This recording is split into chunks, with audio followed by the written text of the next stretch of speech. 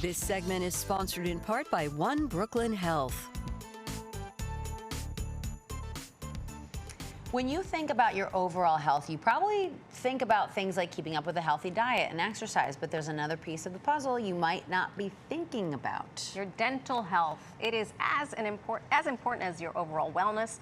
And here to talk to us about oral care for adults and kids are Dr. Tinnysha Chopra and Dr. David Miller from One Brooklyn Health. Welcome, both of you. Thank you for having us. I'm so glad we had wings to talk to the two of you about.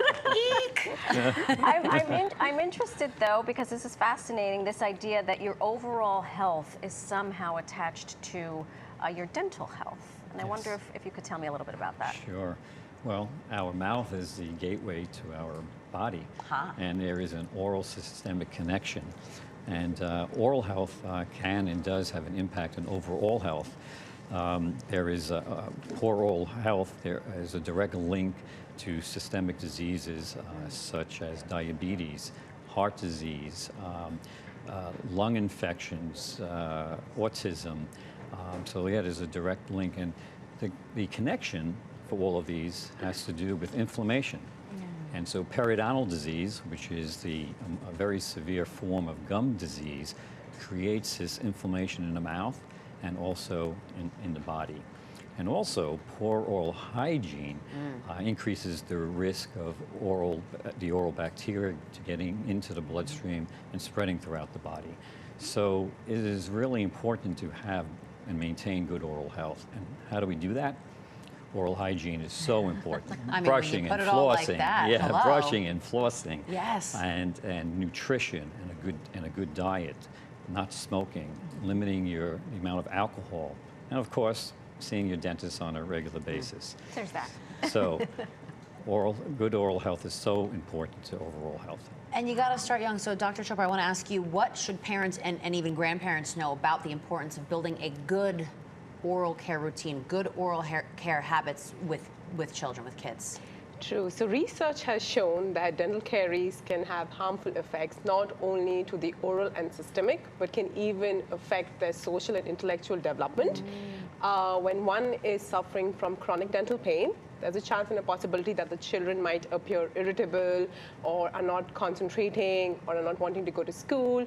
There's even research that shows that children in chronic pain might not do well on a test or might have like more days off from school because they are not able to cope with their counterpart, which is all well.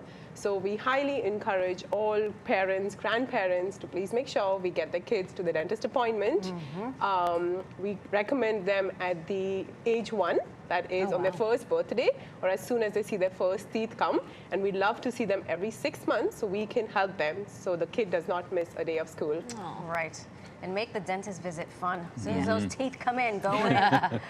Those are for children. For adults, Dr. Miller, what are some of the more serious oral care issues that adults should be concerned with? So we're seeing a rise in oral cancer and throat cancer.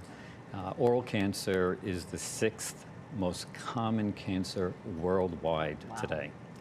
And in the United States, about 58,000 new cases are diagnosed annually.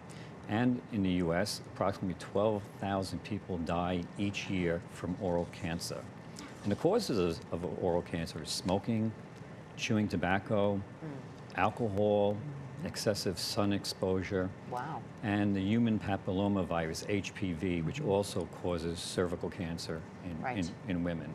So the good news is that it is treatable, it is curable. As long as we get to it early enough, it can be cured.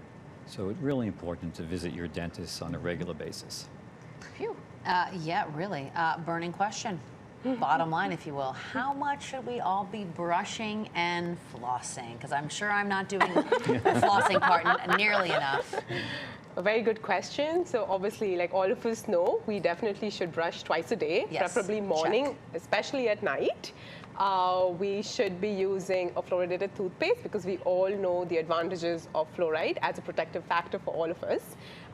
The toothbrush can be age appropriate. It could either be soft bristles or whatever you're comfortable with. The most important part is to discard the toothbrush like every 3 to 4 months. Or if you see that the bristles fray away or they're worn out, then just change it over faster. For flossing, we have so many devices available out there, but we'd recommend flossing every night. Can either be through the floss pick, can be with the manual flossing, could be the water pick, whatever you're comfortable with.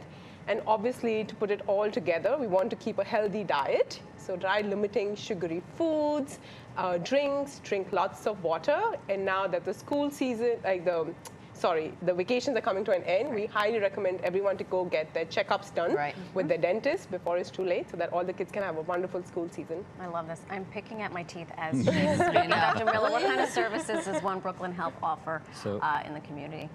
One Brooklyn Health has 6 state-of-the-art dental centers, and we are able to provide comprehensive dental services to children, adolescents, adults, seniors, and special needs patients, patients that have autism, intellectual disabilities, physical disabilities, developmental disabilities, and all types of medical disabilities.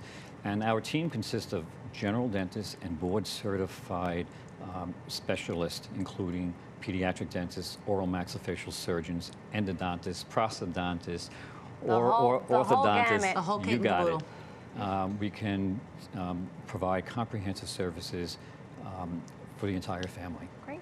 Well, thank you both doctors for helping us brush up on our dental care routines. And to learn more about oral care and how it impacts your overall health, like we talked about, scan the QR code on your screen right there, or visit Pix11.com and click on the Pix Partners tab.